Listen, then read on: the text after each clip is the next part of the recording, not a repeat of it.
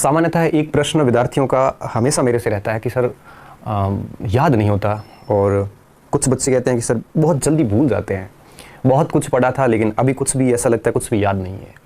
ये सामान्यतः हर विद्यार्थी के मन मस्तिष्क में प्रश्न रहता है, क्योंकि जैसा वो सोचता है वैसा वो प्रश्न करता है। तो आखिर क्या इसके पीछे क्या साइकोलॉजी काम करती है कि जब इतना कुछ पढ़ा है फिर भी कुछ याद नहीं है, बहुत बार पढ़ा है फिर भी याद नहीं है, ऐसा क्यों लगता है कि हमारी तैयारी पूर्ण नहीं है? तो उसके पीछे की थोड़ी साइकोलॉजी समझने का प्रयास करते हैं आज इस वीडियो में। देखिए, सबसे पहले एक छोटा सा अपन एक एग्जाम्पल लेते हैं कि जैसे आप कोई एग्ज़ाम देने गए तो उसमें जैसे मान लो 100 प्रश्न आए, 100 में से आप देखोगे कि करीबन 40-50 प्रश्न ऐसे हैं जो देखते ही आप बिना विकल्प आप आराम से आंसर निकाल लोगे, देखते ही पता चल जाएगा कि इसका उत्तर ये है। वो 40-50 प्रश्न ऐसे हैं जिसका देखते ही उत्तर निकल रहा है, उसको आप कहते हो आसान सवाल है। अब ज़रूरी नहीं है कि वो आसान है, वो हो सकता है आपके लिए आसान हो, कुछ और विद्यार्थियों के लिए वही प्रश्न बहुत कठिन हो। तो प्रश्न कोई भी आसान नहीं होता, कोई भी प्रश्न कठिन नहीं होता, ये आपके ऊपर डिपेंड है। आपने उस प्रश्न को अगर 3-4 बार पढ़ रखा है तो आपके लिए बहुत सरल है, किसी ने एक बार भी नहीं पढ़ा उसके लिए वो बहुत कठिन है। कुछ प्रश्न ऐसे होंगे जो मेरे लिए कठिन है, कुछ प्रश्न ऐसे होंगे जो आपके लिए कठिन है। जो आपके लिए सरल था वो हो सकता है मेरे लिए कठिन हो, मेरे लिए सरल है हो सकता है आपके लिए कठिन हो। तो एक चीज़ दिमाग में रखिए कि कोई भी परीक्षा का प्रश्न सरल नहीं होता और कोई भी प्रश्न कठिन भी नहीं होता। ये उस बात पे तय होता है कि आपके वो 2-3 बार पढ़ा हुआ है या नहीं है। तो जब हम पेपर देखते हैं तो 30-40 सवाल ऐसे होते हैं 100 में से, तो 30-40% प्रश्न ऐसे होते हैं जिनको देखते ही हम उत्तर लगा देते हैं। तो उत्तर लगाने के बाद हम उसको सरल नाम दे देते हैं, बल्कि ऐसा है नहीं।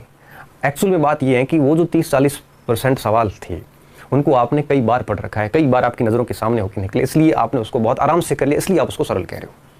कुछ ऐसे बच्चे भी होंगे उस पेपर में 80% सवाल सरल उसको मान के चलेगा, क्यों? क्योंकि उसने बहुत कुछ अच्छे से पढ़ रखा हो।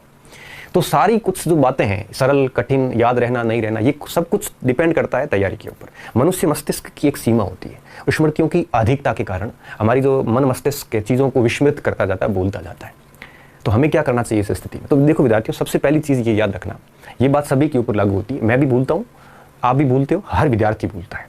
तो हम अगर किसी भी कंटेंट को 3-4 बार पढ़ेंगे तो फिर वो हमारे एक प्रकार से मस्तिष्क में आ जाता है, और फिर जब परीक्षा देने जाएंगे तो निश्चित रूप से हम ये जज कर सकेंगे कि कौन सा विकल्प उत्तर नहीं है, तो डेफिनेटली उत्तर हम निकाल लेंगे।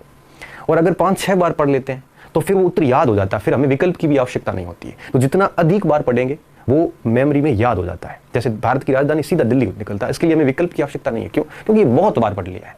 तो जितना ज़्यादा पढ़ा जाएगा उतना ही याद होने की एक प्रकार से संभावनाएं बहुत बढ़ जाती है। हम क्या करते हैं, 2-3 बार पाठ्यक्रम पूरा करने के बाद ये सोचते हैं कि अब उत्तर निकल क्यों नहीं रहा है, जैसे किसी ने पूछा फटाक से उत्तर क्यों नहीं आ रहा है। उसको आने के लिए बहुत बार अभ्यास चाहिए होता है।